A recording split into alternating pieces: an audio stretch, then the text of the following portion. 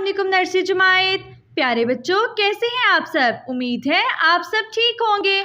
तो नर्सरी जमायत, आज के काम का आगाज़ हम एक अच्छी बात से करेंगे। प्यारे नबी हज़रत मोहम्मद सल्लल्लाहु अलैहि वसल्लम ने फरमाया, जो शख्स अल्लाह करीम और यौम आखिरत पर ईमान रखता हो, उसे चाहिए अगर बोले तो मुंह से अच्छी बात निकाले, वरना चुप ही रहे। तो प्यारे बच्चों, तमाम तालिब इल्म अब अपनी उर्दू की नीट ब्याज खोलेंगे और ब्याज का एक नया सफ़ा खोलेंगे। सब बच्चों की मामाओं ने यहाँ पे लिख के देंगी जुमायत का काम। और आज तारीख क्या है? आज है 3 मई। और आज दिन क्या है? आज है सोमवार। नर्सरी जुमायत, हमारा आज का उन्वान है ह की लिखाई। आज उस्तानी साहिबा आपको ह लिखना सिखाएंगी। नर्सरी जुमायत, अब इस सफ़े पे आप ह से मुतल्लिका कोई भी ज़हीरा अल्फाज चस्पा कर सकते हैं, ठीक है।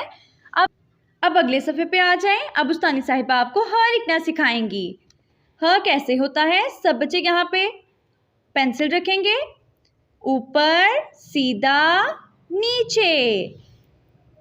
यहाँ पे पेंसिल रखेंगे, ऊपर सीधा नीचे।